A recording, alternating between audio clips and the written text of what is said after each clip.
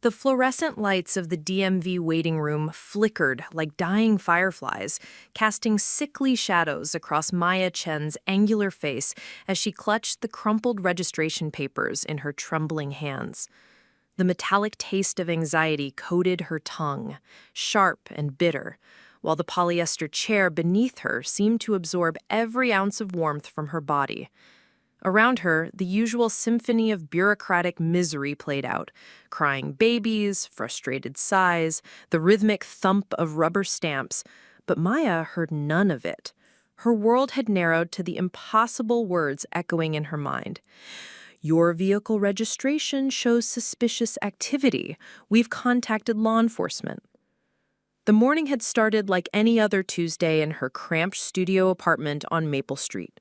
She'd brewed her usual cup of jasmine tea, the steam rising in delicate spirals that reminded her of her grandmother's kitchen in Beijing, where ceramic dragons danced along blue and white porcelain, and the air always smelled of star anise and hope. Maya had inherited more than her grandmother's delicate features and stubborn streak. She'd also inherited her 2018 Honda Civic, a modest silver sedan that represented everything Maya had worked for since arriving in Portland 3 years ago.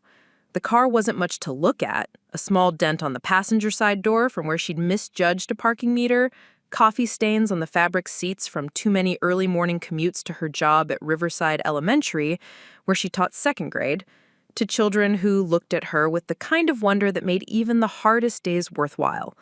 But it was hers, legally and emotionally, the first thing she'd ever truly owned that couldn't be taken away by bureaucratic whims or family complications. Or so she'd thought. Maya Chen? The DMV clerk's nasal voice cut through her reverie like a rusty blade. Linda Kowalski, according to her name tag, was a woman whose expression suggested she'd given up on joy sometime during the Reagan administration. Her graying hair was pulled back in a bun so tight it seemed to stretch her features into a permanent scowl, and her floral blouse had seen better decades. "Man, you'll need to speak with Supervisor Martinez. There's been let me just say that the registration details don't match our records for authorized drivers." Maya's stomach dropped like a stone thrown into dark water. She'd come to the DMV for something simple, renewing her registration, a mundane task she'd performed dozens of times before, the kind of thing that should take 20 minutes and leave her with nothing more than a lighter wallet and mild irritation at governmental inefficiency. Instead, she found herself being escorted past the regular service windows, past the vision testing station where an elderly man squinted at letters that might as well have been hieroglyphics, past the teenage driving test area where nervous 16-year-olds clutched steering wheels like life preservers. Supervisor Martinez's office smelled of instant coffee and disinfectant, with undertones of something Maya couldn't identify, but that made her think of hospitals and bad news. Carlos Martinez himself was a compact man in his 50s, with salt and pepper hair and kind eyes that seemed to at odds with the gravity of his expression. His desk was organized chaos, stacks of forms, a coffee mug that proclaimed "World's Okayest Supervisor," and a small cactus that somehow managed to look apologetic for existing in such a sterile environment. "Miss Chen, please sit down." His voice carried the weight of someone who delivered bad news before and knew exactly how much it would hurt. "I'm afraid we have a problem with your vehicle registration.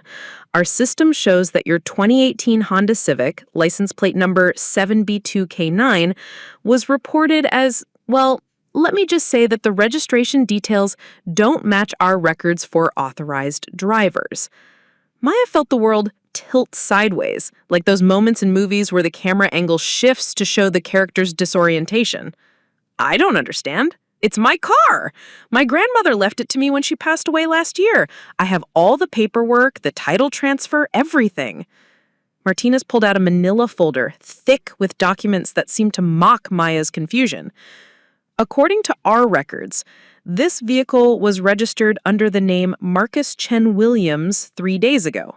The registration shows him as the legal owner, and when we cross-referenced with the state database, we found discrepancies." The name hit Maya like a physical blow. Marcus. Her stepbrother, though the word felt inadequate to describe the complicated web of resentment and rivalry that had defined their relationship for the past 8 years. Marcus, who'd waltzed into her life when her father remarried, bringing with him an easy charm that seemed to erase Maya's careful efforts to build a life in America. Marcus, who could make their parents laugh at dinner parties, while Maya struggled to find her voice in a language that still felt foreign on her tongue, despite her fluency. Marcus, who'd always seemed to take what he wanted without considering the consequences for others. "That's impossible," Maya whispered. But even as she spoke, pieces of a horrible puzzle began clicking into place. The text message from her father 2 weeks ago, asking about her car's make and model for insurance purposes. The way Marcus had lingered in her apartment the last time he'd visited, his eyes cataloging her possessions with an intensity she'd attributed to sibling curiosity. The morning she'd found her car moved slightly from its usual parking spot, the seat adjusted to accommodate someone taller than her petite 5'3" frame. Martinez leaned forward, his expression softening with what might have been sympathy or might have been practiced professional distance. "Miss Chen, I've been doing this job for 15 years, and I've seen family disputes over vehicles before. They rarely end well for anyone involved. What I need you to understand is that someone has used your personal information, your social security number, your address, your grandmother's estate documents, to illegally transfer ownership of your vehicle. This isn't just a clerical error. This is fraud, and it's a felony." The word hung in the air between them like a toxic cloud. Felony. Maya had lived her entire adult life trying to avoid even the smallest legal complications, terrified that any brush with law enforcement might somehow jeopardize her hard-won stability in a country that still felt like it might revoke her welcome at any moment. She'd paid every parking ticket promptly, filed her taxes early, kept her driver's record spotless. The idea that she was now connected to a felony, even as a victim, made her feel like the ground was shifting beneath her feet. "I need to make a phone call," she said, her voice sounding strange and distant even to her own ears. "My stepbrother. I need to understand what's happening." Martinez nodded and slid a tissue box across his desk, though Maya hadn't realized she was crying until she felt the tears cooling on her cheeks. "Take your time. But, Miss Chen, I want you to know that I've already contacted the authorities. Officer Johnson from the Portland Police Bureau should be here within the hour to take your statement. This kind of identity theft, it's not something we can handle internally." Maya stared at the tissue in her hands, watching it slowly disintegrate under the weight of her tears. Through the office window, she could see the DMV's parking lot where her Honda Civic should have been waiting for her, ready to carry her back to her small but carefully ordered life. Instead, the empty parking space seemed to mock her, a concrete reminder that everything she thought she could depend on was built on foundations more fragile than she had ever imagined. Her phone buzzed with a text message. Maya glanced down and saw Marcus's name on the screen, along with a message that made her blood run cold. "Hey sis, thanks for letting me borrow the car. Don't worry, I'll take good care of it. Family helps family, right?" Winky emoji. The casual tone, the assumption of permission she'd never given, the winky emoji that suggested this was all some kind of joke. It was so quintessentially Marcus that Maya almost laughed. But the sound that came out was closer to a sob, raw and broken and filled with the kind of rage that takes root in betrayal and grows into something that changes you forever. Martinez was watching her carefully, his experienced eye taking in her reaction with the kind of professional assessment that comes from years of witnessing family drama play out in government offices. "Ms. Chen, is there something you'd like to tell me before the officer arrives? Sometimes in cases like this, there are family dynamics that help explain how someone gained access to personal documents." Maya looked up from her phone, meeting Martinez's gaze with eyes that were no longer filled with confusion, but with a clarity sharp enough to cut glass. "My stepbrother stole my car," she said, each word deliberate and precise. "He used information he got from our family to commit fraud, and he thinks it's funny. But Mr. Martinez, what Marcus doesn't understand is that this car isn't just transportation for me. It's the last connection I have to my grandmother. The only family member who ever made me feel like I belonged somewhere. He didn't just steal my car, he stole a piece of my heart." She stood up, smoothing her teaching clothes, a modest cardigan and slacks that she'd chosen that morning because they made her feel professional and competent, and took a deep breath that tasted of disinfectant and determination. When Officer Johnson arrives, I'll tell him everything. Every detail, every conversation, every moment when I should have seen this coming, because Marcus is about to learn that there are consequences for taking things that don't belong to you, and some lessons hurt more than others. Through the office door, Maya could hear the familiar sounds of the DMV continuing its daily routine. People waiting, forms being processed, lives being documented and filed away in the great bureaucratic machine of American existence. But for Maya, everything had changed in the space of 30 minutes. She was no longer just a second-grade teacher trying to renew her car registration. She was a woman who'd been betrayed by family, a victim of fraud, and, most importantly, someone who was about to fight back with every tool the legal system could provide. The fluorescent lights continued their erratic dance overhead, but Maya no longer found their flickering ominous. Instead, they seemed to pulse with possibility, illuminating a path forward that she couldn't yet see clearly, but that she was determined to walk, no matter where it led. Maya Chen had always been a creature of routine, finding comfort in the predictable rhythms of her carefully constructed life. Each morning at 5:47 a.m., 3 minutes before her alarm, she would wake naturally, her internal clock as precise as the atomic timepiece her physics-loving father had given her for her college graduation. The 13 extra minutes of lying in bed, listening to Portland's early morning symphony of distant traffic and chirping robins, had become her daily meditation, a brief sanctuary before she stepped into her role as Miss Chen, beloved second-grade teacher at Riverside Elementary. Her studio apartment on Maple Street was modest but meticulously organized, each item chosen for both function and the small spark of joy it brought to her daily existence. The walls were painted a warm cream color that reminded her of tea with too much milk, decorated with her students' artwork and photographs from her travels before her grandmother's illness had tied her more closely to Portland. Her bed doubled as a sofa, covered in a quilt her grandmother had made during her first winter in America, a patchwork of silk scraps from the dresses she'd sewn to support her family, each square holding a story of resilience and adaptation. The kitchen was barely large enough for one person, but Maya had made it work with the same efficiency she brought to managing 22 7-year-olds. Every spice had its place, every dish served multiple purposes, and the small window above the sink provided just enough natural light to nurture the herb garden that connected her to her grandmother's memory. Basil and cilantro for the fusion dishes she created, blending her Chinese heritage with the Mexican and Ethiopian cuisines she'd learned from neighbors who understood the immigrants' hunger for the tastes of home.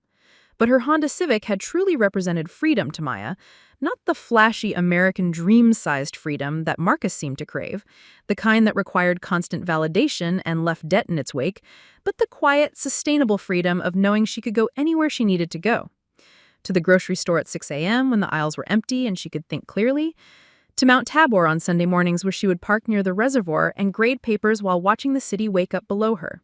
To the airport during school breaks, when she could afford to visit her father and stepmother in Sacramento, though those trips had become less frequent as the family dynamics grew more complicated. Maya's relationship with work was one of the few uncomplicated joys in her life. Riverside Elementary sat in a neighborhood that was gentrifying rapidly, caught between the Portland that longtime residents remembered and the Portland that tech workers and artisanal coffee shops were creating. Her second-grade classroom occupied the corner of the building, with windows facing both the playground and a small community garden that the school had established in partnership with the local food co-op. She decorated the space with the same care she brought to her apartment, understanding that for some of her students, this might be the most stable, nurturing environment they encountered in their young lives. Her students called her Ms. Chen, but among themselves, she'd overheard them refer to her as the story teacher, a nickname that filled her with pride every time she heard it. She had a gift for bringing books to life, for finding the perfect voice for every character, for pausing at just the right moments to let suspense build or to ask questions that made her students think beyond the surface of a story. Reading time was sacred in her classroom, a daily ritual that transported 22 children from their various struggles and worries into worlds where problems had solutions and heroes always found a way. Ms. Chen, why do people in books always find treasure, but we never do? Javier had asked just last week, his dark eyes serious behind wire-rimmed glasses that were held together with tape and hope. Javier's mother worked 3 jobs to keep them in their small apartment, and Maya often found herself quietly adding extra snacks to his backpack or discovering reasons why certain school supplies needed to go home with him. "Maybe we're looking for the wrong kind of treasure," Maya had replied, settling into the reading chair that had been donated by a parent and reupholstered in fabric covered with tiny dragons, her one concession to the Chinese heritage her students were endlessly curious about. What if treasure isn't gold and jewels? What if it's something else entirely? The conversation had continued for 20 minutes, with her students offering suggestions that ranged from the practical, food that never runs out, to the profound, friends who never move away. Maya had added their ideas to the class journal they kept, a leather-bound book where they recorded not just their academic progress, but their thoughts about life, friendship, fairness, and all the big questions that second graders carried in their hearts. These moments were when Maya felt most herself, not the careful, polite version she presented to administrators and parents, not the dutiful daughter who smiled through awkward family dinners, but the teacher who understood that education was about more than curriculum standards and test scores. It was about showing children that their thoughts mattered, that their questions were valid, that they had the power to change their own stories. But teaching in an underfunded public school system was also a daily exercise in creative problem-solving and quiet heartbreak. Maya spent her own money on classroom supplies, books, and those extra snacks that somehow found their way into certain backpacks. She stayed after school to help students with homework when their parents were working multiple jobs, and she'd learned to recognize the signs of stress and trauma that sometimes showed up in crayon drawings or playground behavior. Her colleague, Jennifer Martinez, no relation to the DMV supervisor, though they shared a pragmatic approach to bureaucracy, often marveled at Maya's endless patience with both students and the system that frequently failed them. "I don't know how you do it," Jennifer had said just last month as they graded papers in Maya's classroom while the custodial staff worked around them. "You've been here 3 years and you still act like every injustice is a personal affront. Don't you ever just want to give up?" Maya had looked up from Tommy Henderson's math worksheet. He was struggling with word problems but showed brilliant creativity in his solutions, and considered the question seriously. "My grandmother used to say that giving up is a luxury for people who have other options. When she came here from China, she was 47 years old and spoke about 20 words of English. She could have given up 1,000 times. But she had my grandfather and eventually my father depending on her, and later me. She used to tell me that every day you don't give up is a day you give yourself the chance to be surprised by what's possible." That philosophy had carried Maya through college on partial scholarships and student loans, through the credential program that nearly broke her financially, through her first year of teaching when she had questioned whether she was making any difference at all. It had carried her through her father's remarriage to Patricia, a well-meaning woman whose inability to pronounce Maya's name correctly somehow symbolized all the small ways Maya still felt like an outsider in her own family. And it had carried her through the growing realization that Marcus, Patricia's son from her first marriage, viewed the world as a place where charm and confidence could substitute for honesty and hard work. Marcus was 26, 2 years younger than Maya, but he moved through life with the easy assurance of someone who'd never had to question whether he belonged. He was handsome in a conventional way, tall, broad-shouldered, with the kind of smile that made people want to trust him, even when they probably shouldn't. He worked in sales, though the specifics of what he sold seemed to change with each family gathering, and he always had stories about deals that were about to make him rich, opportunities that were just around the corner. Maya had tried to like him, especially in the beginning when Patricia was so clearly hoping they would bond as siblings. She'd invited him to her classroom's cultural heritage fair, thinking He might be interested in learning about Chinese traditions. Instead, he'd spent the entire evening making jokes about fortune cookies and asking her students if they knew kung fu. When one of her more sensitive students, a quiet girl named Lily, who was already struggling with questions about her own mixed heritage, had started to cry, Maya had quietly asked Marcus to leave.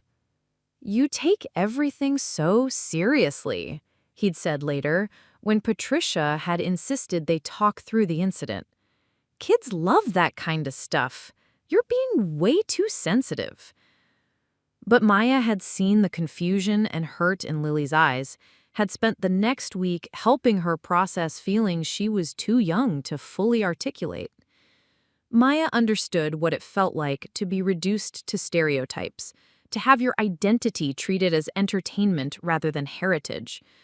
Marcus, despite sharing a blended family with her, had never seemed to grasp why these things mattered. Their interactions had become increasingly strained over the years, a careful dance of politeness at family gatherings, punctuated by moments when Maya couldn't hide her disapproval of his latest scheme or casual cruelty.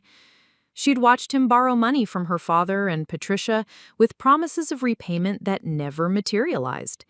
She'd listened to him complain about student loan payments while planning expensive vacations funded by credit cards.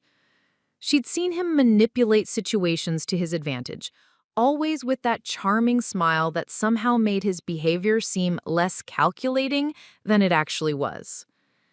The worst part was how her father seemed to prefer Marcus's company to hers. During family dinners, she would watch her father's face light up when Marcus launched into one of his stories about work adventures or weekend escapades. Her father would laugh at jokes that weren't particularly funny, would offer advice and encouragement for ventures that Maya could see were destined for failure. Meanwhile, Maya's carefully planned updates about her students' progress, her small teaching victories, her attempts to share the meaningful moments of her work were met with polite nods and quick transitions to more interesting topics. Maybe if you tried to be more, more fun? Patricia had suggested once, during a conversation that still made Maya's chest tight with remembered frustration. Marcus has such an easy way with people. You're so serious all the time, sweetheart. It makes people feel like they have to work harder to connect with you. But Maya had seen the confusion and hurt in Lily's eyes, had spent the next week helping her process feelings she was too young to fully articulate. Maya understood what it felt like to be reduced to stereotypes, to have your identity treated as entertainment rather than heritage. Marcus, despite sharing a blended family with her, had never seemed to grasp why these things mattered. Their interactions had become increasingly strained over the years, a careful dance of politeness at family gatherings, punctuated by moments when Maya couldn't hide her disapproval of his latest scheme or casual cruelty. She'd watched him borrow money from her father and Patricia with promises of repayment that never materialized. She'd listened to him complain about student loan payments while planning expensive vacations funded by credit cards. She'd seen him manipulate situations to his advantage, always with that charming smile that somehow made his behavior seem less calculating than it actually was. The worst part was how her father seemed to prefer Marcus's company to hers. During family dinners, she would watch her father's face light up when Marcus launched into one of his stories about work adventures or weekend escapades. Her father would laugh at jokes that weren't particularly funny, would offer advice and encouragement for ventures that Maya could see were destined for failure. Meanwhile, Maya's carefully planned updates about her students' progress, her small teaching victories, her attempts to share the meaningful moments of her work were met with polite nods and quick transitions to more interesting topics. Maybe if you tried to be more, more fun? Patricia had suggested once, during a conversation that still made Maya's chest tight with remembered frustration. Marcus has such an easy way with people. You're so serious all the time, sweetheart. It makes people feel like they have to work harder to connect with you. Maya wanted to explain that her seriousness was born of necessity, that immigrants and their children didn't have the luxury of assuming the world would accommodate their personalities. She'd wanted to say that her grandmother's stories were full of women who had survived by being careful, thoughtful, strategic in ways that men like Marcus never had to consider. But Patricia's comment, delivered with loving concern, had felt like a judgment on everything Maya had built her identity around. So Maya had learned to be smaller during family gatherings, to take up less space emotionally, if not physically. She'd learned to deflect conversations away from her work, since it seemed to make everyone uncomfortable when she cared too much about things that weren't directly profitable. She'd learned to smile when Marcus made casual comments about those immigrants who come here and never really adapt. Even when the irony of his words, spoken to his Asian American stepsister, was apparently invisible to everyone at the table. The Honda Civic had been her escape from these dynamics, her guarantee that she could leave family gatherings when the emotional cost became too high. It represented not just mobility, but agency, the power to choose when to engage and when to protect herself.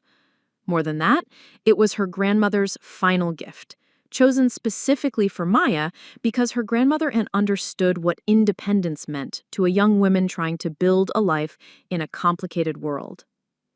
Maya remembered the day her grandmother had given her the car keys, just 3 weeks before her death from the pancreatic cancer that had moved through her body, with the same quiet efficiency she'd brought to everything in life. They were sitting in the hospital room that smelled of antiseptic and fading flowers, her grandmother's hands, once so strong from decades of sewing and cooking and holding her family together, now translucent and fragile. "Maya girl," she had said, using the pet name she had given her when Maya was small and struggling to find her place between two cultures. "This car, it's not just metal and wheels. It's freedom. Freedom to make your own choices, to go where you need to go, to leave when staying becomes harmful. Promise me you'll remember that freedom isn't free. It requires courage to use it." Now sitting in the DMV supervisor's office, with her grandmother's gift reduced to a legal document dispute, Maya felt the full weight of that promise. She understood now that her grandmother hadn't just been talking about the car, she'd been talking about the courage to stand up for yourself when family members betray your trust, the strength to fight for what's yours even when the battle seems overwhelming, the wisdom to recognize that sometimes the people who are supposed to love you are the ones who can hurt you most deeply. Maya pulled out her phone and scrolled to Marcus's number, her finger hovering over the call button. Part of her wanted to believe this was all a misunderstanding, that somehow the DMV's records were wrong, that her stepbrother, despite all his flaws, wouldn't actually steal from her. But as she read his text message again, with its casual assumption of permission and that mocking emoji, she knew that her grandmother's lessons about courage were about to be tested in ways she'd never imagined. The fluorescent lights hummed overhead, and through the office window, she could see people going about their ordinary Tuesday business, unaware that her world had shifted irrevocably. In a few minutes, a police officer would arrive, and she would have to transform her private family pain into official statements and legal documentation. She would have to find the words to explain how someone she'd shared holiday dinners with could betray her so completely, how the smiles she'd tried so hard to love could hide such calculated cruelty. But first, she was going to call Marcus and give him one chance to explain himself, one opportunity to make this right before the legal system became involved. She owed that much to her father and Patricia, who'd be devastated when they learned what their son had done. She owed it to her grandmother's memory, which had always emphasized family loyalty, even in the face of disappointment. Most of all, she owed it to herself, to the teacher who believed in second chances, to the daughter who still hoped for the best in people, to the woman who was about to learn whether her capacity for forgiveness was stronger than her need for justice. Her finger pressed the call button, and as the phone began to ring, Maya closed her eyes and prepared for a conversation that would change everything. Marcus answered on the third ring, his voice carrying that familiar tone of casual confidence that once seemed charming but now felt like nails on a chalkboard. "Hey sis, what's up? You calling to thank me for taking such good care of your ride?" Maya could hear music in the background, something with a heavy bass line that seemed to throb through the phone speaker, and the sound of multiple voices laughing. He was at a party or a bar, somewhere where her stolen car was probably parked outside like a trophy of his latest conquest. "Marcus, where is my car?" Her voice was steadier than she felt, years of classroom management having taught her to project authority even when her heart was pounding. Whoa, calm down there, Maya. It's safe, don't worry. Just borrowing it for a few days. You know how it is. My car's in the shop and I had some important business to take care of. Family helps family, right? You didn't ask permission. You forged documents. You committed fraud. Each accusation hit the air like a physical blow, but Marcus just laughed. Fraud? Come on, you're being dramatic. I used some paperwork that was lying around Dad's house. Stuff from when Grandma passed. No big deal. It's not like you were using the car for anything important anyway. When's the last time you went anywhere interesting? The casual dismissal of her grandmother's death, the reduction of legal documents to paperwork lying around Dad's, and the assumption that her life was somehow less important than his, all crystallized into a moment of clarity so sharp it felt like breathing pure oxygen after being underwater. Marcus, I'm sitting in the DMV with a supervisor who's contacted the police. This isn't borrowing. This is theft. You've committed a felony. The laughter stopped. In the silence that followed, Maya could hear the party continuing around him. Someone cheering, a glass clinking, the bass line that had been the soundtrack to this conversation taking on an ominous quality. You called the cops on me? His voice had changed completely, the easy charm replaced by something cold and dangerous. Jesus, Maya, what is wrong with you? It's a family matter. We could have worked this out. We could have worked it out before you stole my car. We could have worked it out before you used my grandmother's estate documents to commit fraud. We could have worked it out if you had asked instead of just taking what you wanted. This is about more than the car, isn't it? Marcus's voice turned calculating, the way it always did when he was looking for leverage. This is about Dad, about the family, about how you've never really fit in. You're using this as an excuse to cause drama because you can't stand that people actually enjoy being around me. Maya felt the words hit like a physical blow, not because they were true, but because they contained just enough twisted logic to reveal how Marcus had been thinking about their relationship all these years. He'd never seen her as a sister or even a real person, just as competition for their parents' attention, an obstacle to his own plans. Officer Johnson just walked into the office, Maya said, watching through the glass partition as a uniformed police officer approached Martinez's desk. You have exactly 5 minutes to tell me where my car is before I file a formal complaint. This is your last chance to handle this as family. You know what, Maya? Fine. You want to blow up the whole family over a car? Go ahead. But don't expect Mom and Dad to take your side when they find out you chose the police over your brother. The line went dead. Maya stared at her phone, feeling like she just crossed a bridge that was already burning behind her. Through the office window, she could see Officer Johnson, a tall black woman with graying temples and the kind of steady presence that probably made her excellent at handling family disputes, talking quietly with Martinez while gesturing toward the office where Maya sat. Officer Patricia Johnson had been working domestic calls in Portland for 15 years. Long enough to recognize the particular combination of betrayal and determination that was written across Maya Chen's face when she walked into Martinez's office. Family theft cases were among the most emotionally complex situations she dealt with. Legal violations wrapped in layers of relationship history, cultural expectations, and competing narratives about who owed what to whom. Ms. Chen, I'm Officer Johnson. Supervisor Martinez has filled me in on the basics, but I'd like to hear the story from your perspective. Before we begin, I want you to know that this conversation is being recorded, and anything you tell me may be used in legal proceedings. Do you understand and consent to that? Maya nodded, feeling how calm she felt now that the conversation with Marcus was over.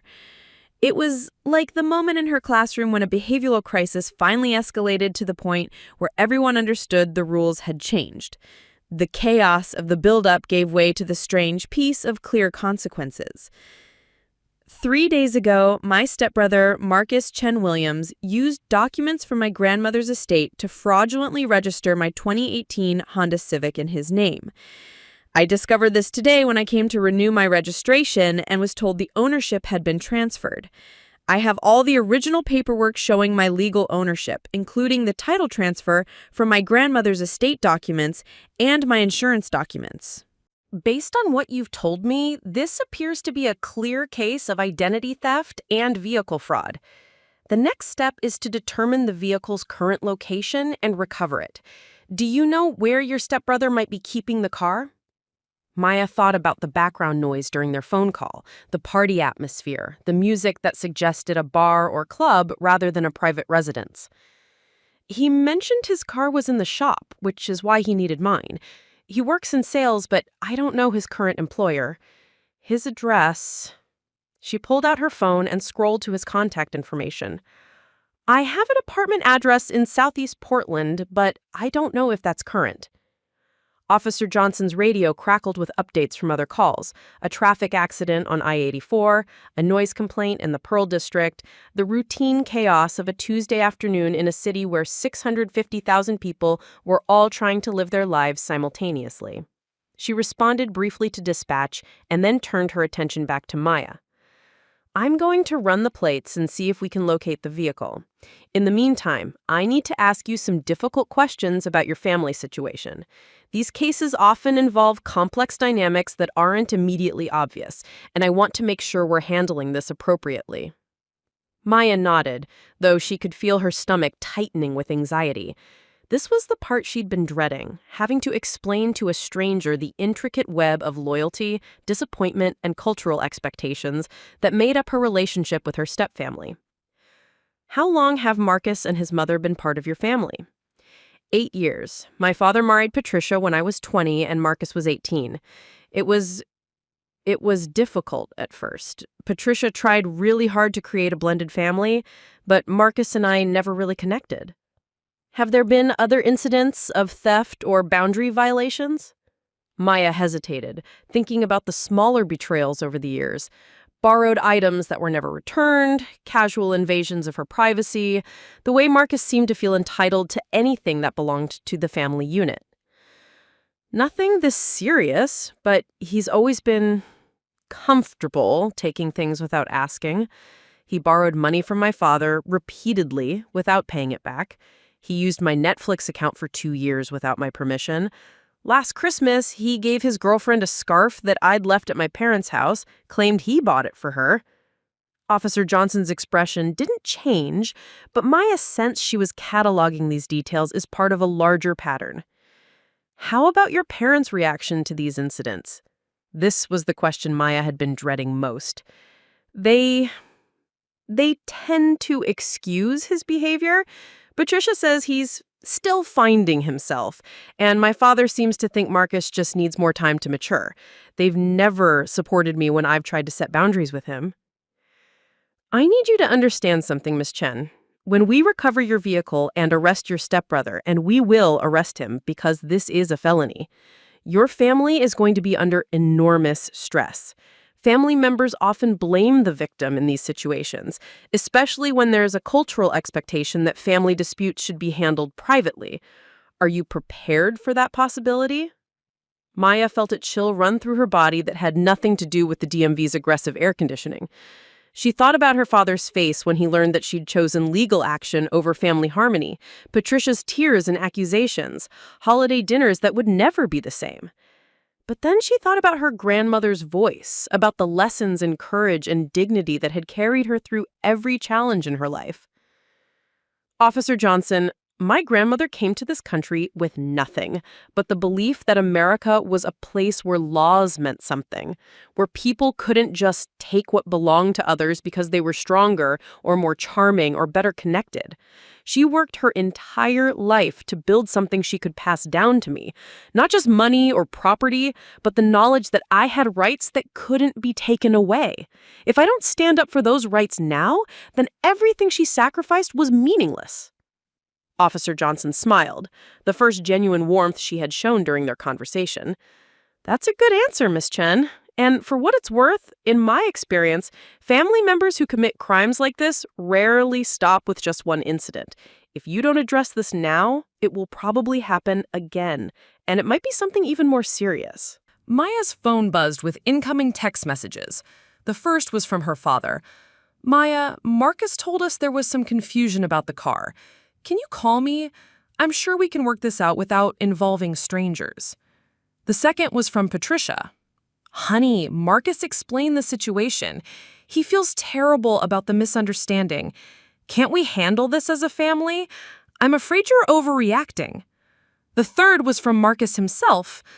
Last chance, sis. Dad's on his way to the DMV. You can still back down and save everyone a lot of trouble. Or you can destroy the family over a car. Your choice.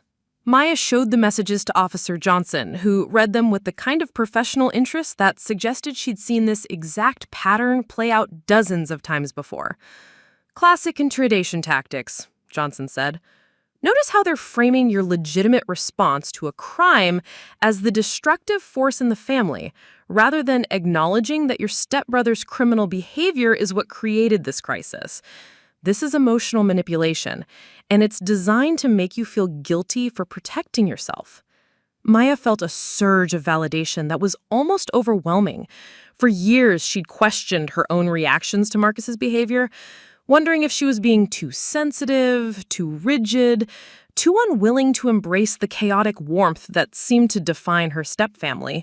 Having a professional confirm that her instincts were correct felt like finally being able to breathe after holding her breath for 8 years. What happens now? Maya asked. Now we find your car and arrest your stepbrother. But first, I think you should be prepared for your father's arrival. Family members often show up during situations like this, and they're usually operating under a completely different understanding of what's happening.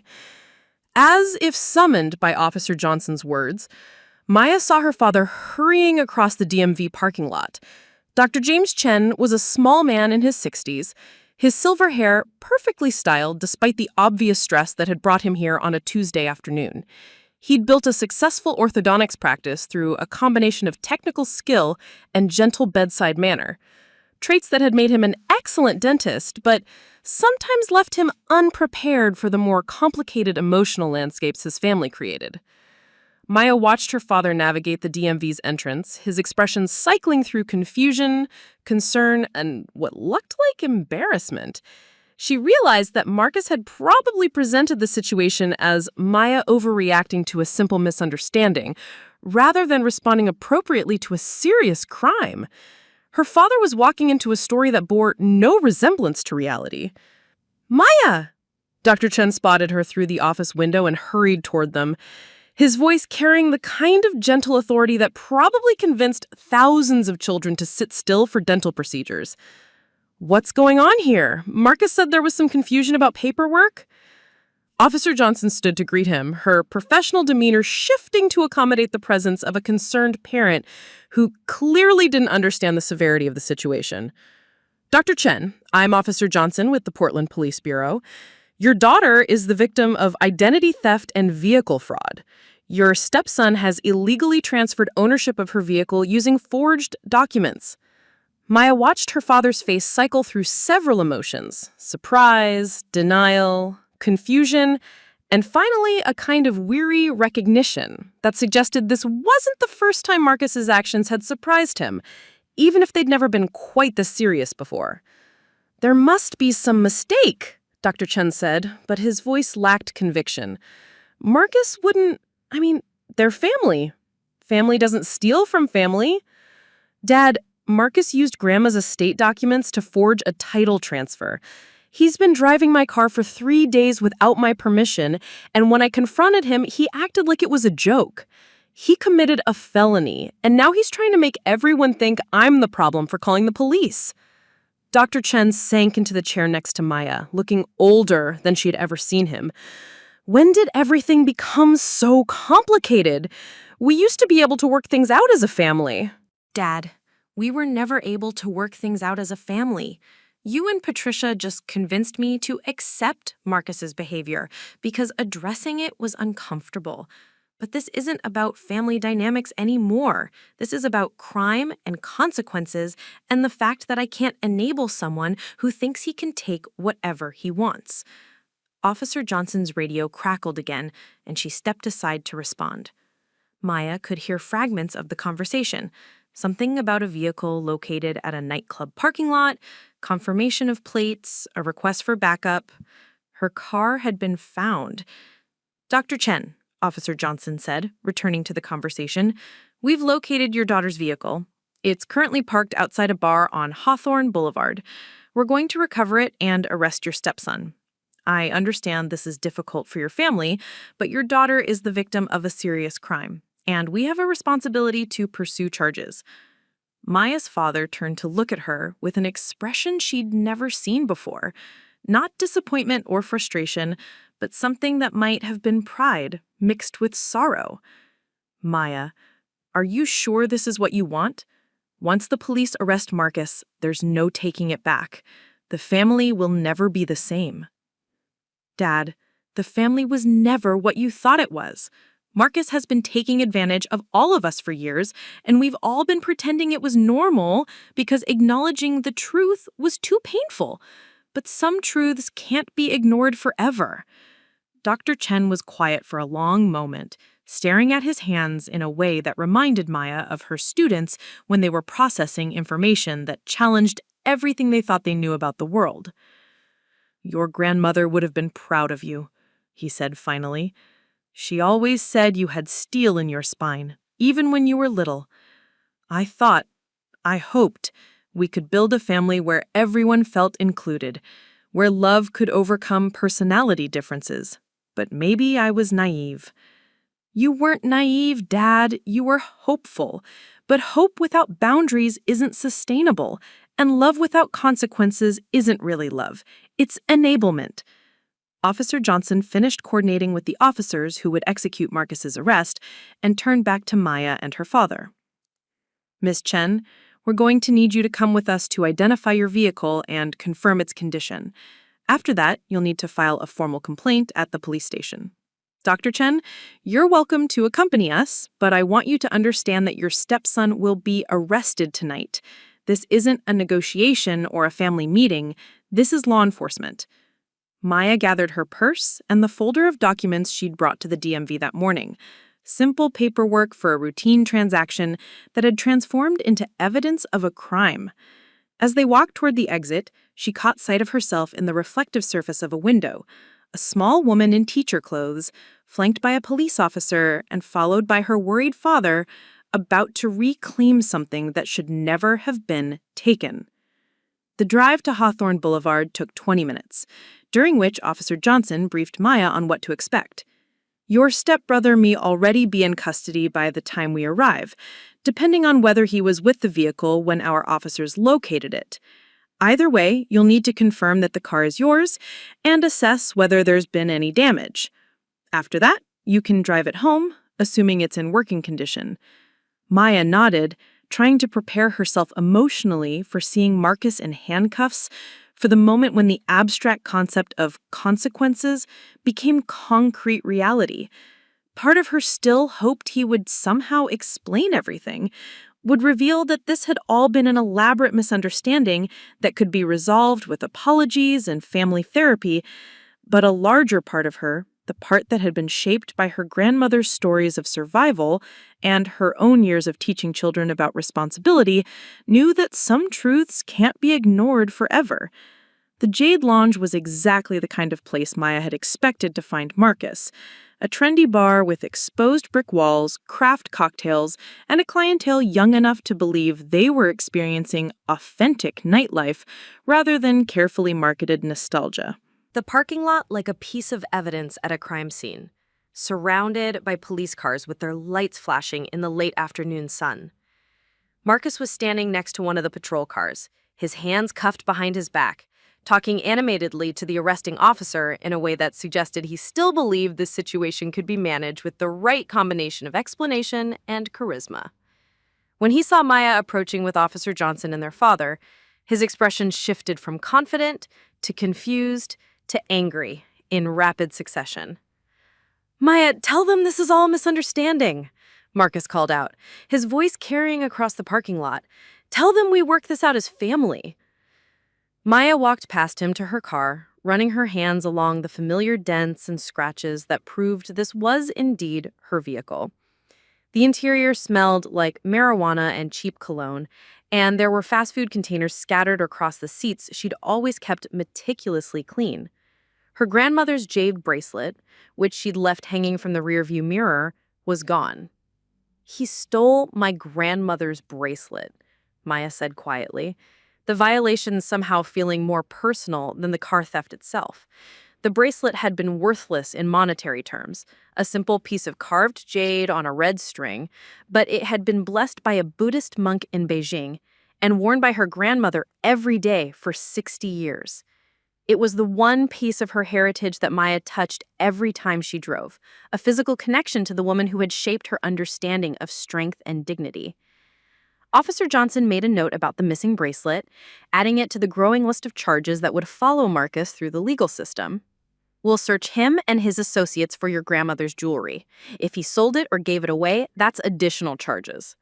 Maya turned to face Marcus, who was still talking rapidly to anyone who would listen, still trying to construct a narrative where he was the victim of family drama rather than the perpetrator of multiple felonies.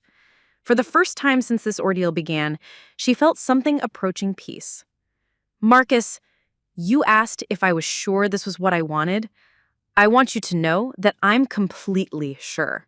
You stole from me, you lied to our family, and you tried to make me feel guilty for protecting myself. But mostly, you dishonored my grandmother's memory. And that's something I will never forgive." Marcus stopped talking to the officers and stared at her with an expression he'd never seen before. Surprise that his stepbrother, the quiet teacher who always backed down from family conflicts, had found the courage to stand up for herself in such a decisive way. "You're destroying our family over a car," Marcus said, his voice carrying a note of genuine bewilderment.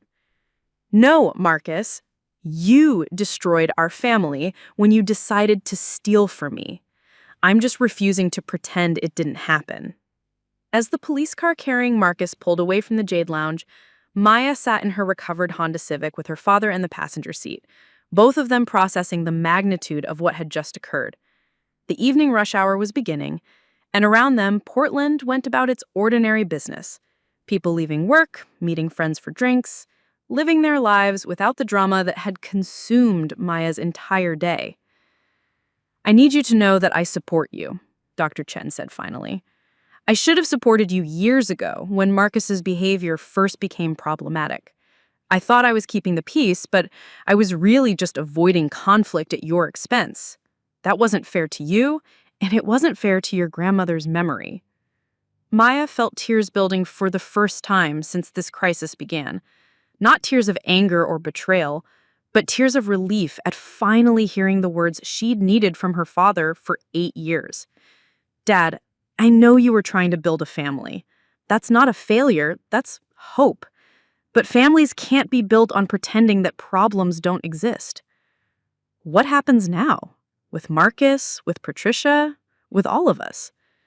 Maya started the car, listening to the familiar hum of the engine that had carried her through 3 years of independent life in Portland. Tomorrow, she would have to face her students' curious questions about why she seemed different, would have to figure out how to concentrate on lesson plans when her personal life had been turned upside down. Next week, she would have to testify at Marcus's arraignment, would have to explain to a judge why she was pressing charges against her own stepbrother. "I don't know what happens next, Dad, but I know that whatever happens, it will be based on truth instead of denial. And for the first time in 8 years, that feels like progress." As they drove home through the Portland streets that had become Maya's chosen landscape, she thought about her grandmother's definition of treasure. Not gold and jewels, but the courage to protect what matters, the strength to stand alone when necessary, and the wisdom to know that some battles are worth fighting even when victory comes at a cost. Her phone buzzed with a text from Jennifer Martinez, her teaching colleague. "Everything okay? You missed the staff meeting, which is totally unlike you." Maya smiled as she typed back. "Long story. I'll tell you tomorrow. But yes, everything is finally okay." The Portland Police Bureau's Central Precinct building squatted on Southwest 2nd Avenue like a concrete monument to bureaucratic persistence, its brutalist architecture softened only by the food carts clustered hopefully at its base and the cherry trees that bloomed with desperate optimism each spring. Maya had driven past this building hundreds of times during her 3 years in Portland, but she'd never imagined she'd be walking through its doors as anything other than a concerned citizen reporting a minor incident. Detective Sarah Kim met Maya and her father in the lobby at 8 a.m. sharp, 3 days after Marcus's arrest. Detective Kim was a compact woman in her 40s with graying hair pulled back in a practical ponytail and eyes that suggested she'd seen enough family betrayals to fill several lifetimes. She carried herself with the kind of quiet authority that Maya recognized from veteran teachers, professionals who had learned to project calm competence even in the midst of chaos. Miss Chen, Dr. Chen, thank you for coming in. I know this situation has been difficult for your family, but I have some information that I think will help you understand the scope of what we're dealing with. They followed Detective Kim through a maze of cubicles and conference rooms that smelled of coffee, stress, and the particular brand of institutional disinfectant that seemed to be standard issue in government buildings. The detective's workspace was surprisingly personal. Family photos, a small succulent that looked healthier than it had any right to in such fluorescent surroundings, and a coffee mug that proclaimed, "World's okayest detective." Before we begin, I want you to understand that what I'm about to tell you goes far beyond the initial charges related to your vehicle. We've been investigating your stepbrother for several weeks as part of a larger fraud case, and your complaint gave us the final pieces we needed to move forward. Maya felt her stomach drop. Several weeks? What do you mean? Detective Kim opened a thick folder and spread out a collection of documents that looked like a paper trail through Marcus's recent activities. 3 weeks ago, we received a complaint from Pacific Northwest Credit Union about suspicious account activity. Someone had been using fraudulent documents to open credit cards and take out small loans using various family members' information. The amounts were small enough to avoid immediate attention, $500 here, $1,200 there, but the pattern was consistent enough to trigger their fraud detection system. Dr. Chen leaned forward, his face pale. Family members? What family members? Your wife, Patricia, for one. Someone opened 2 credit cards in her name using her social security number and employment information. The cards were used primarily for cash advances and online purchases.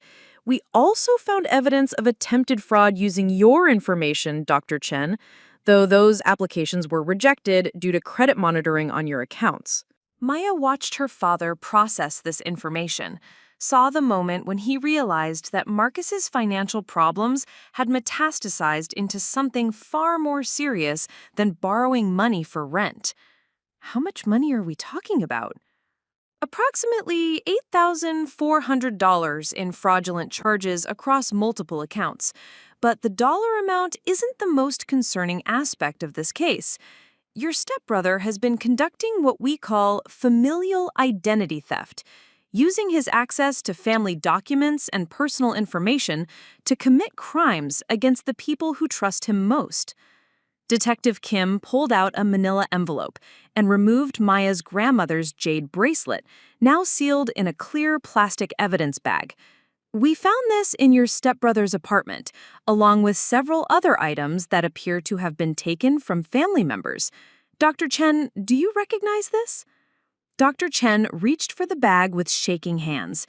Maya's grandmother's bracelet looked smaller and more fragile in the harsh lighting of the police station, but it was unmistakably the same piece that had hung from her rearview mirror for 3 years. This was my mother's. She wore it every day from the time she arrived in America until the day she died. How did Marcus even know it was in Maya's car? According to his roommate, your stepbrother has been talking about his family connections for months. He apparently saw Maya's car as an easy target because he knew she wouldn't immediately report it missing. He was counting on family loyalty to give him time to use the vehicle for whatever he needed. Maya felt a chill run through her that had nothing to do with the air conditioning. What did he need my car for? Detective Kim hesitated, glancing between Maya and her father with the kind of expression that suggested the answer was going to be particularly painful. Ms. Chen, your stepbrother has been using your vehicle to conduct drug transactions. We found evidence that he's been selling prescription medications, primarily opioids that he's been obtaining through fraudulent prescriptions using stolen identities. The words hung in the air like toxic smoke.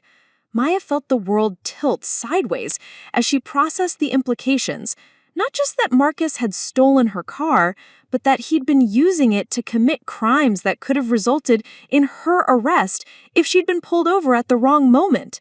Her grandmother's final gift, her symbol of independence and safety, had been transformed into a getaway car for drug dealing. "Oh, God," Dr. Chen whispered. "Patricia! Does Patricia know? About the credit cards? About the drugs?" "We contacted your wife yesterday after we processed the evidence from your stepbrother's apartment. She's having a difficult time accepting the information. She's asked to speak with you before she agrees to cooperate with our investigation." Maya thought about Patricia's text messages over the past 3 days, increasingly frantic attempts to get Maya to drop the charges and handle this as a family. Now those messages took on a different quality, less like a mother protecting her son and more like someone desperately trying to prevent a house of cards from collapsing. "Detective Kim, I need to understand something. When Marcus stole my car, was this planned? Or was it just an opportunistic crime because his usual vehicle wasn't available? Based on the evidence we've collected, your stepbrother has been planning this for at least 6 weeks. We found notes in his apartment with your license plate number, insurance information, and what appears to be a copy of your daily schedule. He knew when you left for work, when you returned home, where you typically parked. This wasn't impulsive, this was calculated." Maya felt physically sick. The image of Marcus casually observing her routines, cataloging her vulnerabilities, planning to steal from her while she continued to invite him to family dinners and birthday celebrations? It was a level of betrayal that went beyond anything she had imagined possible. "There's more," Detective Kim continued, her voice gentle but relentless. "We believe your stepbrother has been conducting similar surveillance on other family members. We found photographs of your father's dental office, Patricia's workplace, and what appears to be floor plans of your parents' house." Dr. Chen stood up abruptly, his chair scraping against the linoleum floor. "I need some air. This is too much."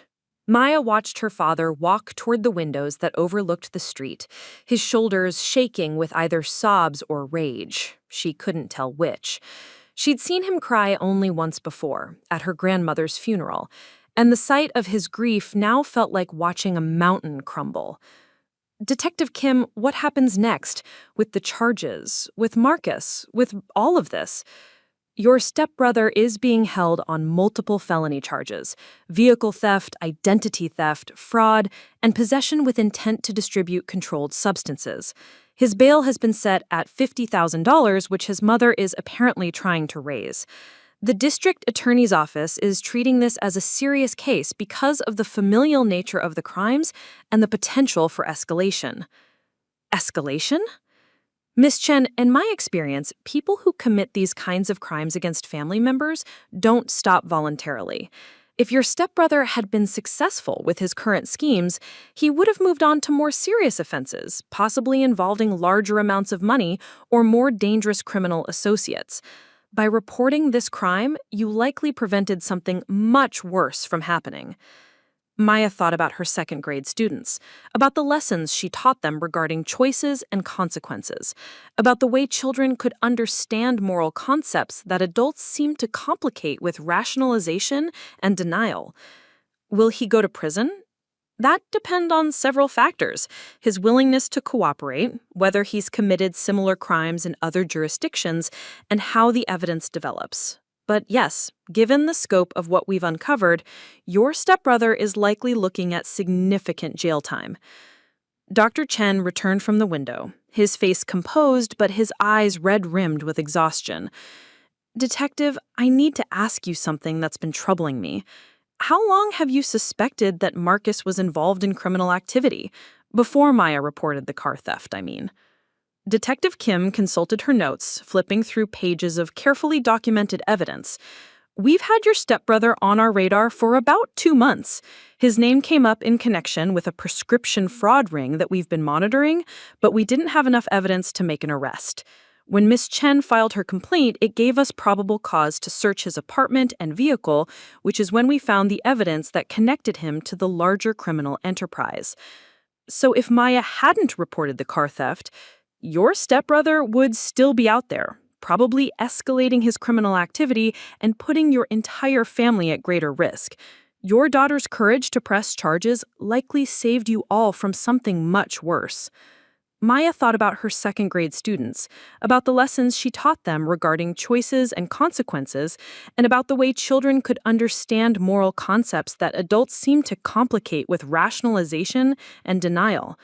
Then she thought about last Christmas, when Marcus had charmed everyone with his stories about career opportunities and travel plans, when he'd given thoughtful gifts that she now realized had probably been purchased with stolen money. Detective Kim, there's something I need to know. The jade bracelet, did Marcus sell other things that belonged to my grandmother? Her jade figurines, her jewelry, her photographs. Detective Kim pulled out another evidence bag containing a small wooden box which appears to be a collection of Asian art objects and jewelry. We'll need you to identify which items belong to your family. And paperwork that followed her grandmother's death. Each piece carried a memory. The silver bracelet her grandmother had worn to Maya's high school graduation, the jade earrings she'd saved for special occasions, the simple gold band that had been her wedding ring for 57 years. He stole everything, Maya whispered, not just from me, but from all of us. We thought these items were lost during the move to the new house, but he was taking them systematically. Dr. Chen sat down heavily, staring at the jewelry that represented his mother's entire material legacy. How did I miss this? How did I not see what he was doing to our family? Detective Kim had obviously handled this conversation many times before, with other families discovering that their trust had been systematically exploited by someone they loved. Dr. Chen, family members who commit these crimes are often very skilled at manipulation. They understand exactly how to exploit loyalty, guilt, and hope to cover their activities. Your stepbrother has probably been practicing these skills for years, getting better at reading people and situations to his advantage. Will we get everything back? The jewelry, the money, Maya's car? The vehicle and personal items? Yes. The money that was stolen through credit card fraud, that's more complicated. You'll need to work with the credit card companies and banks to reverse the charges, but that process can take months and isn't always successful. Maya carefully returned her grandmother's jewelry to the evidence box, each piece a tangible reminder of the trust that had been violated in the inheritance that had been stolen not just from her, but from future generations who would never know these pieces of their family's history.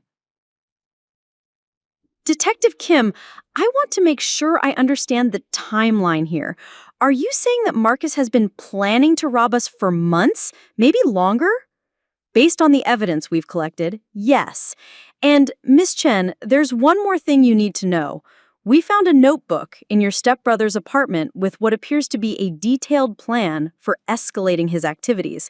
He was planning to use your identity to take out a significant loan, possibly a mortgage, using forged documents and your employment history. The implications hit Maya like a physical blow. A mortgage? Using my name? The good news is that you stopped him before he could execute that plan. But if he had been successful, you would have been legally responsible for a debt you never agreed to, and your credit would have been destroyed for years. Maya thought about her modest savings account, carefully built through years of teacher salary discipline, and her dreams of eventually buying a small house where she could create the kind of stable home her grandmother had always wanted for her. Marcus hadn't just been stealing her present. He was planning to steal her future. "I want to testify," Maya said suddenly, "at his trial, at his sentencing, wherever I can speak. I want a judge to understand what he did to our family." Detective Kim nodded approvingly. Victim impact statements are an important part of the legal process, but Miss Chen, I want you to be prepared for what that will involve. Your stepbrother's defense attorney will likely try to portray this as a family dispute that got out of hand rather than the systematic criminal enterprise we've uncovered. They'll probably argue that pressing charges was vindictive, that family members should handle these matters privately. Let them argue that, Maya said, feeling a surge of the same clarity that had carried her through the DMV confrontation.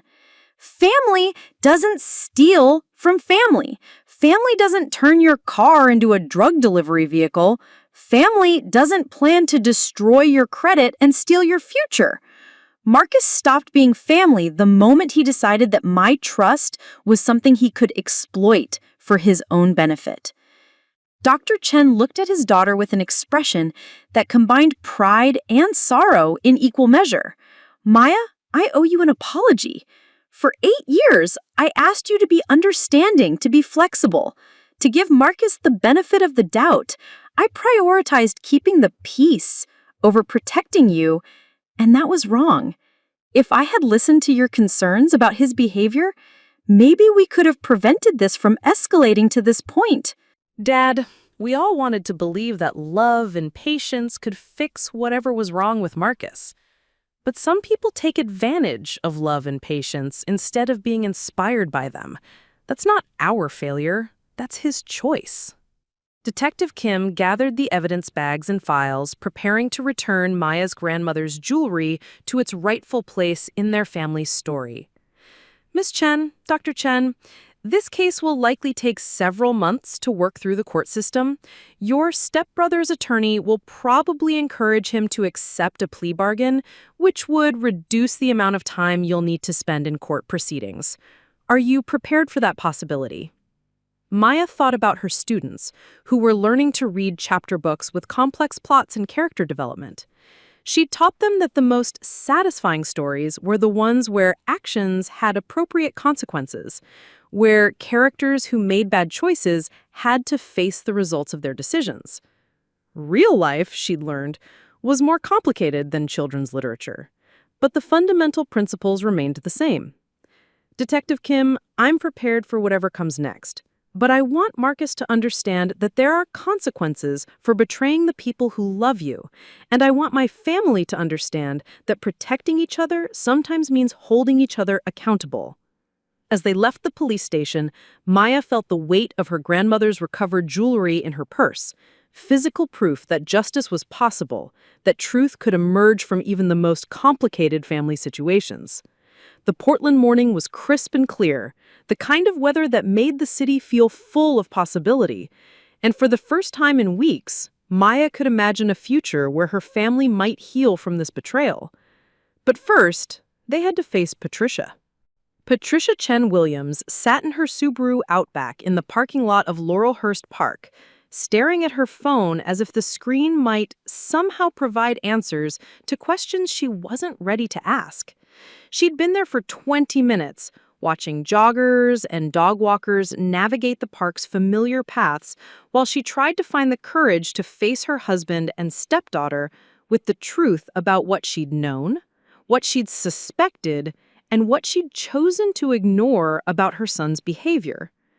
Maya and Dr. Chen found her there at 2 p.m. on a Saturday afternoon that felt heavy with the weight of revelations and decisions that couldn't be undone. Patricia had asked for this meeting, had insisted it needed to happen somewhere neutral rather than in the house that Marcus had systematically cataloged and planned to rob. But now she seemed paralyzed by the magnitude of what needed to be said. "Patricia," Dr. Chen said gently, settling onto the park bench beside his wife of 8 years, "we need to talk about Marcus, about the charges, about what happens next." Patricia was a woman in her early 50s who had built her identity around being a nurturing mother and supportive wife, someone who created harmony in difficult situations and found solutions that allowed everyone to feel heard and valued. The revelation that her son was a criminal, not just troubled or misguided, but actively engaged in systematic fraud and theft, had shattered her understanding of both her parenting and her judgment. "I knew something was wrong," Patricia said finally, her voice barely audible above the sounds of the park around them. Not the extent of it, not the drugs or the identity theft, but I knew Marcus was lying about things. About his job, about his money, about where he was getting the expensive clothes and electronics. Maya sat on Patricia's other side, maintaining enough distance to respect her stepmother's need for space, while close enough to demonstrate that this conversation was about truth-telling rather than punishment. "Patricia, what did you know, and when did you know it?" 6 months ago, I found credit card statements in my name for accounts I'd never opened. When I confronted Marcus about it, he said he'd used my information for a business loan application and forgot to mention it. He promised he'd pay everything back, said it was just temporary until his sales commissions started coming in regularly. Dr. Chen stared at his wife with an expression of disbelief and hurt. "You've known about the credit card fraud for 6 months? Patricia, why didn't you tell me?" "Because I was ashamed," she said finally, tears beginning to stream down her cheeks. "Because I'd raised a son who would steal from his own mother, and I didn't know how to admit that to you." Or to Maya, or to anyone. I thought I could fix it quietly, could get Marcus the help he needed without destroying our family. Maya felt a familiar surge of frustration, the same emotion she'd experienced countless times during family gatherings when Marcus's behavior was excused or minimized rather than addressed directly. But she also recognized something else in Patricia's confession. The particular kind of shame that mothers carry when their children make choices that seem to reflect fundamental failures in parenting. "Patricia, what kind of help did you try to get for Marcus?" "I found a therapist who specializes in addiction and financial problems. I offered to pay for sessions, even tried to stage what I thought was an intervention. But Marcus he was so convincing. He had explanations for everything, plans for how he was going to pay back the money, stories about opportunities that were just around the corner. And I wanted to believe him because the alternative was accepting that my son had become someone I didn't recognize." Dr. Chen took his wife's hand, his anger giving way to the kind of compassion that had sustained their marriage through less complicated challenges. "Patricia, we should have faced this together. Keeping secrets about Marcus's behavior just gave him more opportunities to escalate his criminal activity." "I know that now," Patricia said, "but at the time, I thought I was protecting our family. I thought if I could just get through to Marcus, could make him understand how much he was hurting people, he would change. I never imagined he was planning to steal Maya's car, or that he was dealing drugs, or that he was systematically planning to rob all of us." Maya watched a group of children playing on the park's playground, their laughter and shouts a sharp contrast to the somber conversation happening on the bench. She thought about her students, about the way children tested boundaries to see which adults would maintain consistent expectations and which would bend under pressure. "Patricia, I need you to understand something. Marcus didn't become a criminal overnight. The behavior you've been covering up for 6 months, the lies you've been accepting, the boundaries you've been allowing him to cross, that was all practice for the bigger crimes he was planning. When you enabled his smaller betrayals, you taught him that family loyalty could be manipulated to avoid consequences." Patricia flinched as if Maya had struck her, but she didn't argue. "I know you're right. I know I failed as a mother, and I know I failed as a stepmother to you. But Maya, I need you to know that I never wanted any of this to happen. I never wanted Marcus to hurt you or your father." "I believe that," Maya said, and she realized she meant it. But Patricia, wanting something and making choices that support what you want are two different things. Marcus became a criminal because he learned that he could hurt people without facing real consequences. And he learned that from watching how our family responded to his behavior over the years.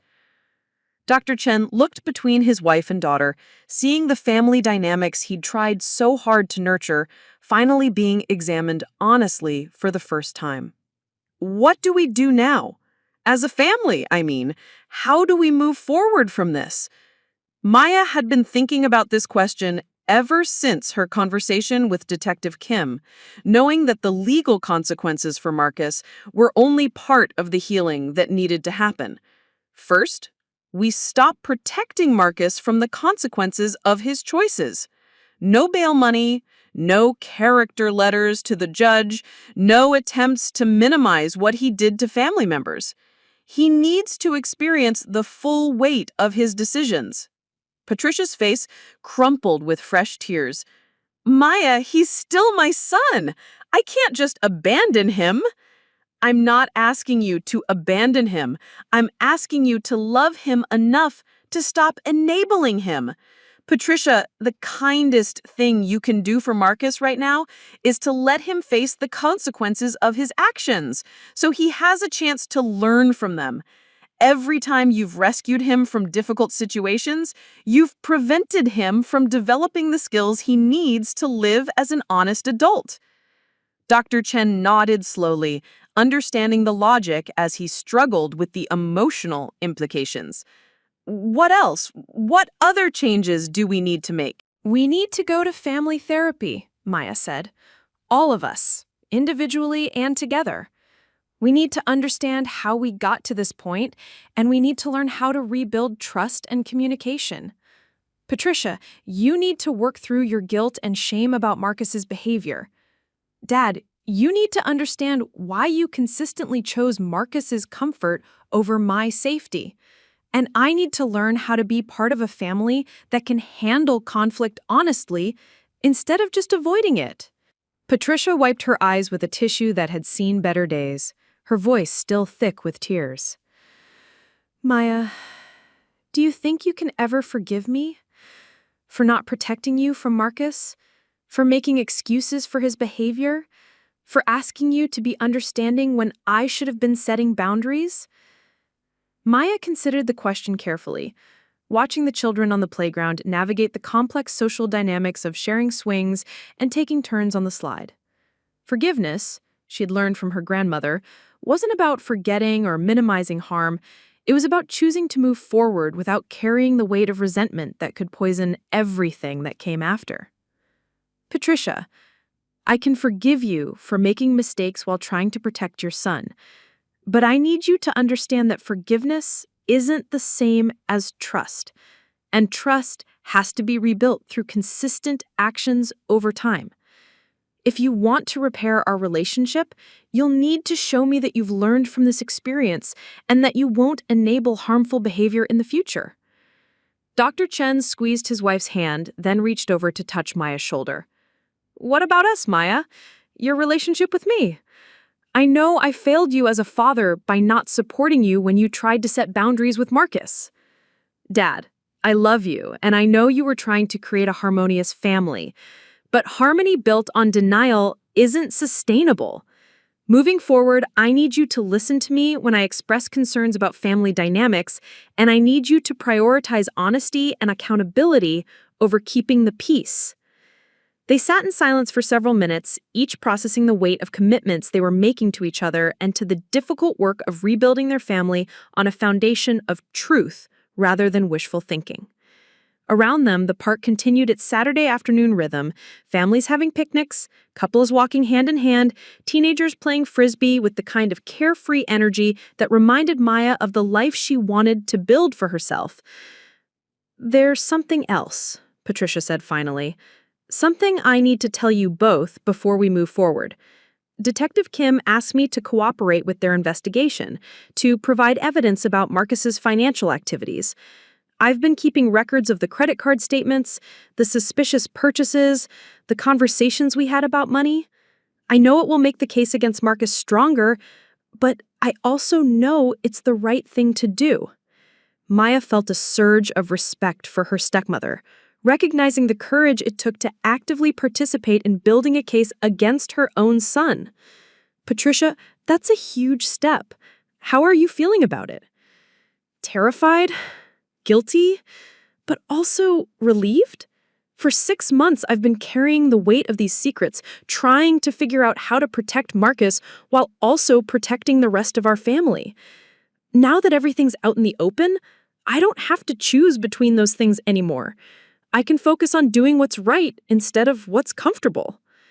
Dr. Chen stood and walked toward the playground, his hands clasped behind his back in the way that usually meant he was processing complex emotions. Maya and Patricia watched him navigate between running children and patient parents, a man trying to understand how his dream of family unity had become so complicated by questions of justice and accountability. "Maya," Patricia said quietly, "can I ask you something? How did you find the courage to call the police on Marcus? I've been struggling with the same situation for months, and I couldn't bring myself to take that step." Maya thought about her grandmother's stories of survival, about the decisions that had shaped her family's American dream, about a classroom of 7-year-olds who looked to her for guidance about fairness and consequences. "Patricia, I think courage isn't about not being afraid. It's about being afraid and acting anyway because the alternative is worse. I was terrified of calling the police, terrified of destroying our family, terrified of facing the conflict that I'd been avoiding for years. But I was more terrified of what would happen if I continued to enable Marcus's behavior." Do you think he can change? Marcus, I mean. Do you think prison might actually help him learn to make better choices? It was a question Maya had been wrestling with since Detective Kim had outlined the likely consequences of Marcus's criminal activity. Part of her wanted to believe that facing real consequences might shock him into developing empathy and accountability. But another part of her recognized that change required internal motivation that Marcus had never demonstrated. "I think prison will give Marcus time to think about his choices without the distractions of manipulating family members or planning his next scheme. Whether he uses that time for genuine self-reflection or just for figuring out how to be more careful when he gets out, that's up to him. Our job isn't to fix Marcus or to enable his destructive behavior. Our job is to protect ourselves and each other while leaving the door open for genuine change if he ever chooses to walk through it." Dr. Chen returned from his walk, his expression calmer but still marked by the sadness of understanding how much damage had been done to their family's trust. "I've been thinking about your grandmother," he said to Maya, "about the stories she used to tell about surviving difficult times, about the choices that define character. She always said that the hardest decisions were the ones that required you to disappoint people you love in order to protect something more important." Maya nodded, remembering late-night conversations with her grandmother about the difference between kindness and enablement, about the responsibility that came with privilege and education, about the importance of standing up for principles even when doing so came at a personal cost. "She would be proud of you," Dr. Chen continued, "for having the courage to protect yourself and our family, even when it meant facing conflict that the rest of us were too afraid to address. And she would be proud of Patricia for choosing to cooperate with the investigation, even though it's probably the hardest thing she's ever had to do." 6 weeks later, Maya sat in the victim impact section of Multnomah County Courthouse, watching Marcus enter the courtroom in an orange jumpsuit that seemed to diminish his formerly confident presence. His lawyer, a tired-looking public defender named Robert Hayes, had negotiated a plea agreement that would result in 18 months in prison plus 3 years of probation in exchange for Marcus's cooperation in dismantling the prescription drug ring he'd been part of. The Maya who had walked into the DMV 2 months ago to renew her car registration might have felt sorry for Marcus, might have been tempted to ask the judge for leniency in the name of harmony, but the Maya who sat in the courthouse that morning had been transformed by the process of demanding justice, of learning to value truth over comfort, of discovering that she was stronger than she had ever imagined. "Your Honor," Maya said when called to make her victim impact statement, "the defendant didn't just steal my car. He stole my sense of safety in my own family. He stole my grandmother's jewelry, which represented our family's history and heritage. He stole my identity and planned to destroy my financial future. Most importantly, he stole years of trust and love that our family gave him, and he converted that trust into opportunities to commit crimes against us." She paused, looking directly at Marcus for the first time since his arrest. He was staring at his hands, unable or unwilling to meet her gaze, his formerly charming smile replaced by the hollow expression of someone who had finally run out of explanations and excuses. "But, Your Honor, the defendant also gave me something valuable, though I don't think he intended to. He taught me that family loyalty without boundaries is not love. It's enablement. He taught me that protecting people from the consequences of their actions doesn't help them grow, it prevents them from learning. Most importantly, he taught me that I have the strength to stand up for myself and my principles, even when doing so comes at a significant personal cost." Maya returned to her seat, feeling the weight of her grandmother's recovered jewelry in her purse, and the satisfaction of having spoken truth in a form that it mattered. Marcus would serve his time, hopefully learning something about accountability and empathy. Patricia and Dr. Chen were attending family therapy, slowly rebuilding their relationship on a foundation of honest communication rather than conflict avoidance. And Maya was learning to trust herself, to value her own judgment, to build relationships based on mutual respect rather than accommodation. Her second-grade students had noticed the change in her confidence, had responded to her clearer boundaries and more decisive leadership. Her colleague, Jennifer Martinez, had commented that Maya seemed more present, more authentic, more willing to speak up in staff meetings and advocate for her students' needs. "Miss Chen," Judge Morrison said as the proceedings concluded, "thank you for your courage in reporting this crime and following through with prosecution. Cases like this often don't get reported because family members are reluctant to involve law enforcement. Your willingness to pursue justice has likely prevented other families from becoming victims of similar crimes." As Maya left the courthouse, she thought about the lesson she would teach her students the following week, about heroes in literature. How the most compelling characters weren't the ones who were naturally brave, but the ones who found courage when it mattered most, who chose to do the right thing even when it was difficult or costly. Her Honda Civic waited in the courthouse parking lot, returned to her after weeks of serving as evidence in a criminal case. She'd had it detailed to remove the traces of Marcus's criminal activities, had replaced the air freshener, and thoroughly cleaned the interior until it felt like hers again. Her grandmother's jade bracelet hung from the rearview mirror, a symbol of recovery and resilience that caught the afternoon light as Maya started the engine. The drive home took her past Riverside Elementary, where she could see children playing on the playground during afternoon recess. Tomorrow, she would return to her classroom, to the routine of teaching and learning that had anchored her life even during the chaos of the past 2 months. But she would return as a different person, someone who had tested her own strength and discovered reserves of courage she'd never known she possessed. Maya's phone buzzed with a text from Patricia. "Family therapy session went well today. Dr. Williams says we're making progress. Thank you for not giving up on us." A second text arrived from her father. Proud of you, sweetheart. Mom would be proud too. Dinner Sunday? Patricia wants to cook for us. Maya smiled as she typed back her responses, agreeing to Sunday dinner while maintaining the healthy boundaries she'd learned to establish. The family that gathered around that dinner table would be smaller than before, marked by loss and betrayal, but also by the hard-won wisdom that came from facing difficult truths together. As she pulled into her apartment complex parking lot, Maya saw her neighbor, Mrs. Rodriguez, watering the small herb garden they'd planted together in the spring. Mrs. Rodriguez waved, calling out in her mixture of Spanish and English that always made Maya feel welcomed and understood. "Mija, you look different. Stronger, maybe. Like you found something you were looking for?" Maya considered the question as she gathered her purse in the folder of legal documents that had become the unwelcome paperwork of justice. Had she found something she was looking for? She'd started this journey simply trying to renew her car registration and ended up reclaiming not just her vehicle, but her sense of self-worth and family authenticity. "I think I found my voice, Mrs. Rodriguez.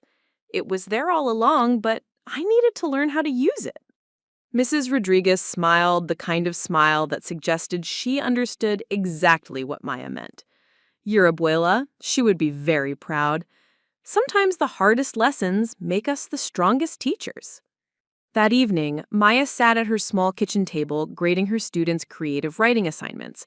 Stories about adventure and friendship, conflict and resolution, heroes who found the courage to do the right thing even when it was scary or costly. She read their work and was struck by the wisdom that children brought to questions of fairness and justice, their instinctive understanding that consequences were necessary for growth and that forgiveness was possible without forgetting important lessons.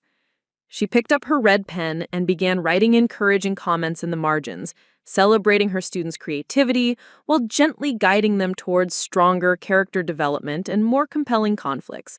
It was work that felt more meaningful now, informed by the jade bracelet. By her own recent experience with the messy reality of real-world justice and the complicated process of rebuilding trust after betrayal.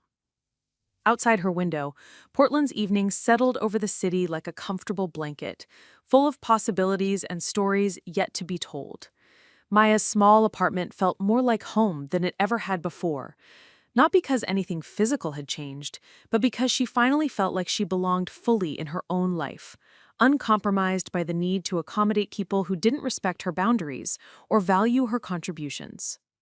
Her grandmother's jade bracelet sat on the kitchen counter, waiting to return to its place in her car the next morning.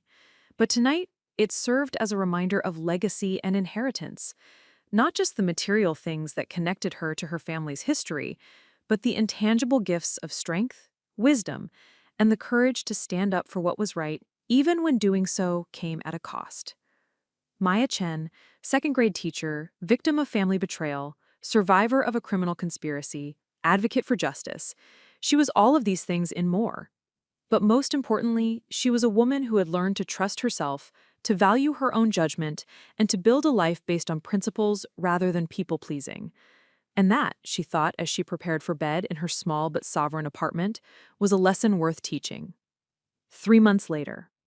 The letter arrived on a Tuesday morning, mixed in with the usual collection of bills and department store circulars that filled Maya's mailbox. The return address was Multnomah County Corrections, written in Marcus's familiar handwriting that still carried traces of the confident flourishes that had once seemed charming, but now felt calculated and false. Maya held the envelope for several minutes before opening it, coffee growing cold in her favorite mug, the one her students had given her for Teacher Appreciation Week, decorated with their handprints and the words, "Best Teacher Ever" in 22 different colors of tempera paint. She'd learned to trust her instincts about emotional decisions, and every instinct she possessed was warning her that this letter would be an attempt at manipulation rather than genuine accountability.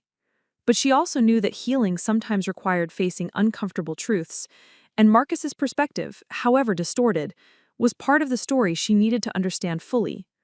"Maya, I know you probably don't want to hear from me, and I know I don't deserve your forgiveness, but I wanted you to know that I've been thinking a lot about what happened, about the choices I made and the people I hurt.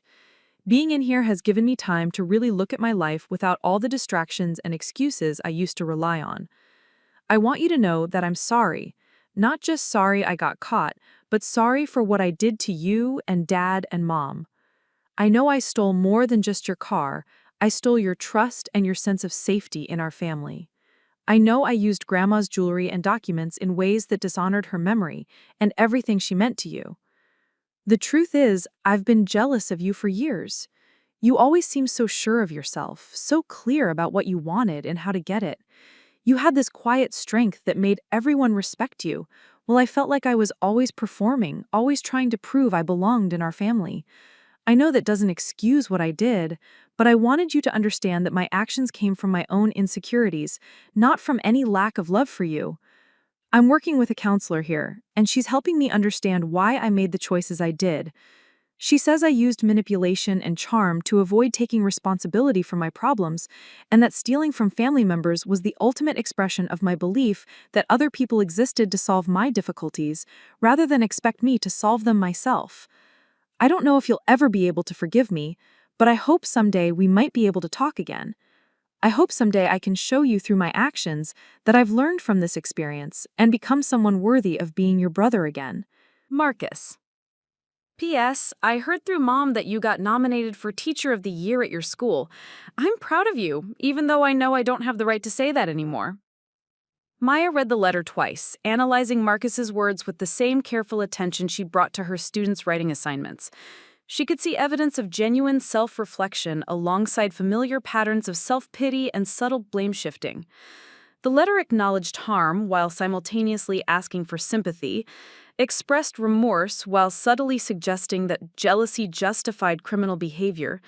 But there was also something new in Marcus's writing, a recognition of other people as complete individuals rather than merely sources of validation or resources to be exploited.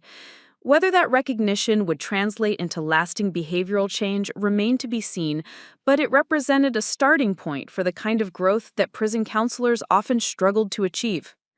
Maya folded the letter and placed it in the small wooden box where she kept important documents. Not because she planned to respond immediately, but because it represented a data point in Marcus's journey toward accountability that might become relevant in the future. Forgiveness, she learned, wasn't a single decision, but an ongoing process of choosing grace while maintaining appropriate boundaries. 6 months later. The Teacher of the Year ceremony took place in the ballroom of the Portland Hilton, surrounded by colleagues from across the district who had gathered to celebrate educational excellence in all its various forms. Maya wore her grandmother's jade bracelet and earrings, transformed from stolen evidence back into symbols of heritage and achievement that connected her personal success to the generations of women who had made her education possible. Jennifer Martinez sat at Maya's table, along with Principal Williams and several other colleagues from Riverside Elementary. The conversation flowed between familiar topics: budget concerns, curriculum changes, the particular challenges of teaching in a district where student needs often exceeded available resources. But Maya found herself thinking about the journey that had brought her to this moment, about the ways that personal growth and professional recognition had become intertwined. "Maya, you've seemed different this year," Principal Williams said during a quiet moment between award presentations. "More confident, more willing to advocate for your students and your classroom needs. Whatever you've been doing, it's working." Maya smiled, thinking about the family therapy sessions that had taught her to speak directly about problems, rather than hoping they would resolve themselves through patience and accommodation. "I learned some important lessons about boundaries and self-advocacy. It turns out those skills are just as useful in the classroom as they are in personal relationships." The award presentation included a video montage of student testimonials that made Maya cry with pride and humility. Javier, now reading at grade level after months of extra support, talked about how Ms. Chen had helped him discover that he was smart in ways that weren't measured by tests. Lily, the quiet girl who had struggled with questions about her mixed heritage, spoke about feeling seen and valued in a classroom where diversity was celebrated rather than tolerated. "Miss Chen teaches us that our stories matter," 8-year-old Sophia said to the camera, her gap-toothed smile radiating the kind of confidence that Maya worked every day to nurture. "She says that everyone has important things to say, and we just have to find the right words to say them." As Maya accepted her award, a crystal apple that would sit on her desk as a daily reminder of this moment, she thought about the children who trusted her with their fears and dreams, their questions about fairness and friendship, their growing understanding that the world could be both beautiful and complicated. Teaching is fundamentally about courage, Maya said into the microphone, looking out at an audience of educators who understood the daily challenges of nurturing young minds in an imperfect world. The courage to believe that every child has potential, even when that potential is hidden by trauma or language barriers or learning differences. The courage to advocate for students who can't advocate for themselves, and the courage to model the kind of principled decision-making that we hope our students will embrace as they grow into citizens and leaders. She paused, thinking about her grandmother's stories of survival and adaptation, about the choices that had shaped her family's American dream. But perhaps most importantly, teaching requires the courage to learn from our students, who remind us every day that growth is possible, that second chances matter, and that the most important lessons often come disguised as the most difficult challenges. 1 year later. Maya's classroom had become a model for trauma-informed teaching practices, hosting visiting educators who wanted to learn about creating safe spaces for children whose home lives were complicated by poverty, family instability, or cultural displacement. She'd completed additional training in conflict resolution and restorative justice practices, skills that enhanced her ability to help students navigate the complex social dynamics of childhood while building empathy and accountability. The lunch meeting with Dr. Sarah Kim, the detective who had handled Marcus's case, took place at a small cafe near the courthouse where Maya had delivered her victim impact statement a year earlier. Detective Kim was pursuing a master's degree in social work, focusing on the intersection of family systems and criminal justice, and she'd asked Maya to participate in her research on long-term outcomes for families affected by domestic fraud cases. "How has your family healing progressed?" Detective Kim asked, taking notes on a legal pad that reminded Maya of the careful documentation that had been so important during the investigation. "It's been complicated," Maya said honestly. "Patricia and my father are doing much better. The therapy has helped them understand how their conflict avoidance enabled Marcus's escalating behavior. We've learned to have difficult conversations without them becoming family emergencies." "And your relationship with Marcus? I know he was released on parole 2 months ago." Maya stirred her teeth thoughtfully, watching the jasmine leaves swirl in patterns that reminded her of her grandmother's kitchen and the lessons about resilience that had shaped her understanding of forgiveness. "We've had 3 supervised conversations facilitated by his parole officer and a family therapist. He's living in a halfway house, working at a warehouse, attending Narcotics Anonymous meetings. He seems genuinely committed to making amends, but I'm maintaining careful boundaries until his actions consistently match his words." That sounds like a healthy approach. What about the material recovery? Your car, your grandmother's jewelry, the financial impacts? The financial recovery was mostly successful. The credit card companies reversed the fraudulent charges, though it took months of paperwork and documentation. My car needed some mechanical work after Marcus's activities, but insurance covered most of it. The jewelry was returned in perfect condition. That meant more to me than anything else. Detective Kim nodded, making notes about the practical outcomes that often got overlooked in discussions of family crime. "And professionally, how has this experience affected your teaching?" Maya smiled, thinking about the lesson plans she'd developed around themes of justice, forgiveness, and personal responsibility. "It's made me a better teacher, actually. I understand now what it means to stand up for yourself while still leaving room for redemption. My students respond to that authenticity. They can tell the difference between someone who talks about courage and someone who's actually practiced it." Any advice for other families going through similar situations? "Don't let family loyalty become family enablement," Maya said without hesitation. "Love someone enough to hold them accountable. And trust your instincts. If something feels wrong, it probably is, even if everyone else is telling you to ignore it. Detective Kim closed her notebook and thanked Maya for her time. But Maya found herself thinking about the conversation long after they'd parted ways. As she drove home in her recovered Honda Civic, her grandmother's bracelet catching the afternoon light, she reflected on how profoundly her life had changed since that morning at the DMV. She'd learned that justice wasn't always comfortable, that healing wasn't always linear, and that sometimes the most loving thing you could do for someone was to refuse to participate in their destructive patterns. She'd discovered strength she didn't know she possessed, and found her voice in situations where silence would have been easier. Most importantly, she'd honored her grandmother's legacy, not just by protecting the material inheritance she'd left behind, but by embodying the principles of dignity, courage, and principled action that had defined her grandmother's remarkable life.